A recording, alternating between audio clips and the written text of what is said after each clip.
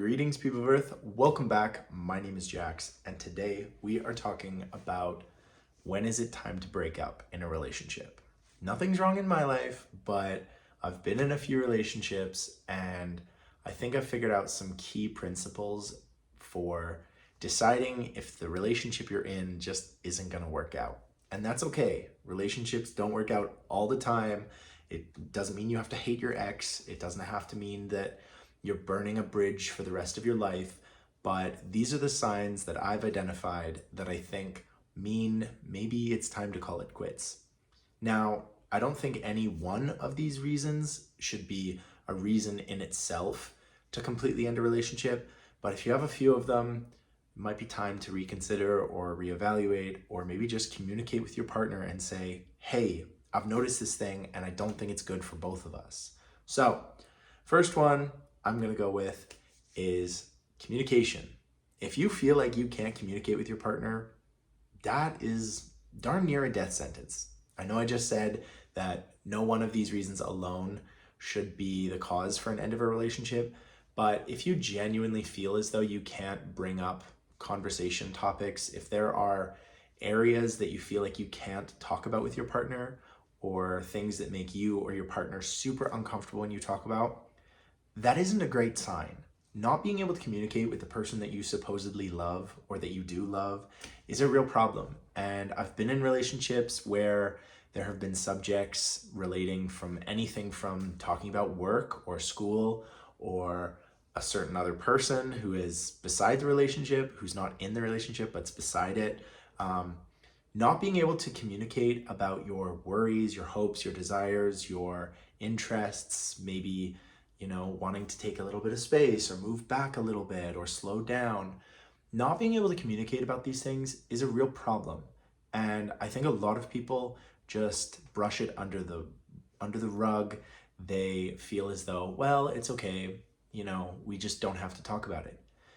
If you're in a relationship with someone, you will eventually have to talk about it. If it's something that causes you distress or makes you feel bad or worried, not being able to communicate that with your partner and not feeling as though it's like a safe place to talk about it is a real problem.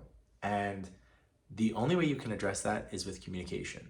In fact, most of the things on this list absolutely can be fixed with good communication. So maybe just take a minute and see how you could actually talk this out.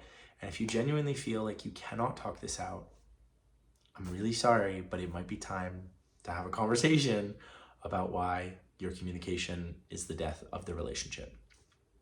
Next one, a little more lighthearted, hopefully, he said, unknowingly. I'm gonna call this one like bad habits, or oftentimes you'll see a couple who will get into a relationship and one or both of them really start acting differently. Someone who went to the gym all the time doesn't go to the gym anymore. Someone who loved to go out with their friends or do activities in the summer or do this, that, and the other, don't.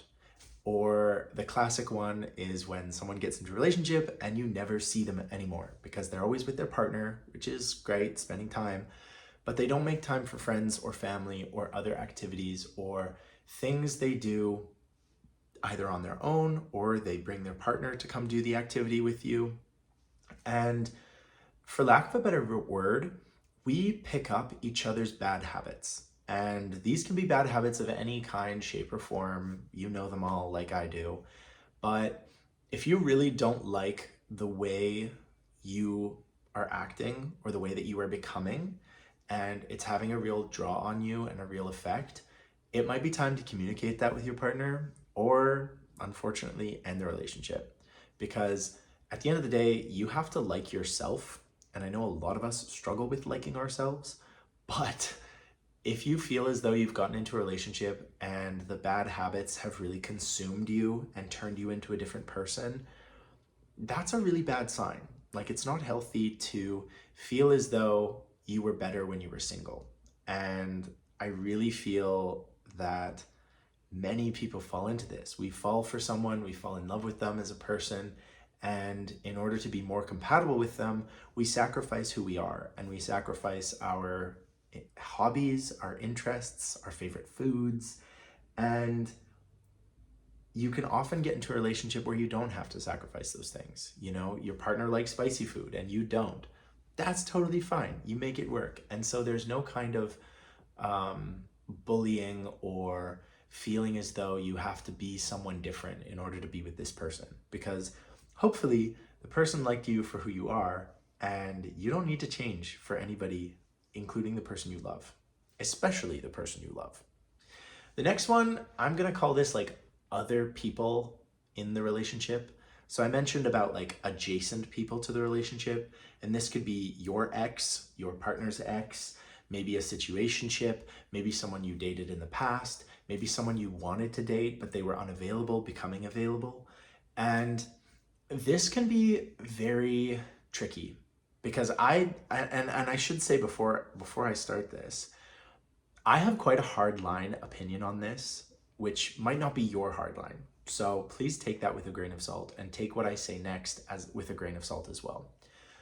Personally, if I feel as though there is someone adjacent to my relationship, if I feel like there is someone that me or my partner is sort of connected to and wanted to start something but didn't start something, and I feel like this person is kind of lingering outside the door of my relationship, I really hate that. I really don't like feeling as though the one that got away is waiting for me on the other side of the door. I really don't like feeling as though my partner has someone else that they're kind of, they're keeping the light on for. If I'm in a relationship with someone, I would very much like to be the only person in this relationship with my partner. You could even interpret this as like, maybe your partner has a best friend who really hates you, or vice versa, like you're the best friend and there's someone dating your best friend and you're like, I hate this person. So I'm gonna call this like looking outside the relationship. So if that's happening on a regular basis, or you feel as though there's this persistent person hiding behind the door waiting for you to get out of the way so that they can date your partner, that's a no for me. And like I said before, that needs to be communicated, and that needs to be said like, hey now, I'm not okay with this. I do not appreciate that there is some person in my perception of the situation who is somehow kind of involved in our relationship. I don't appreciate that. I don't want that. And if my partner feels very strongly that this person is no, like he's super important to me, like I need him there, like he's a great friend, yeah, we dated a while ago, but blah blah blah.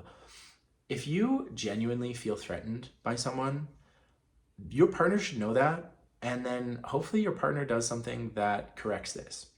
I'm not saying you can't be friends with your ex, because I think that is totally possible, but if your partner gives you cause to feel insecure in your own relationship, something's wrong. And I've been in situations where a partner has still been friends with an ex, not an issue whatsoever, not threatened, totally fine. Let's go fishing, let's hang out, it's fine. But if you are someone who is jealous or insecure and your partner is unable to make you feel as though you're safe in this relationship, you need to communicate that, and you need to say from day one of feeling like this, hey partner, I'm really sorry, but I feel really weird about this person sitting on the outside of the door waiting to come in because I don't really want them in. You got to communicate. The next one, I think, is kind of stressful and difficult to deal with, especially in the LGBT community, and that is future plans. So if your partner and you have a beautiful synchronized plan for the future, you're gonna get a dog, you're gonna get a cat, you're gonna have 3 children, they're gonna be this, and this, you're gonna live in this place, you're gonna do this thing, you're gonna handle finances together, or one of you is gonna handle finances, the other one's gonna handle family life. If you're 2 people that have decided we wanna live in an apartment, we wanna be able to travel the world and see beautiful places and have beautiful food, that's awesome. But when your future plans aren't really united, if your idea of what a perfect relationship 5 years down the road isn't the same, you are going to run into a world of problems. As you guys know, most of the time, I live on a farm in a very rural, remote part of Canada. And I genuinely, for the longest time, could not see myself with someone who wanted to strictly live in the city. It actually ended one of my first relationships. I wanted to live on the farm, he wanted to live in the city. And for a long time, I told myself, no, Jax, it's okay. Like, you can make this work. You can visit the farm on weekends, or, you can do this, that, and the other. And when it actually came down to living out this plan, I found out that my partner was not interested in the slightest in entertaining this idea.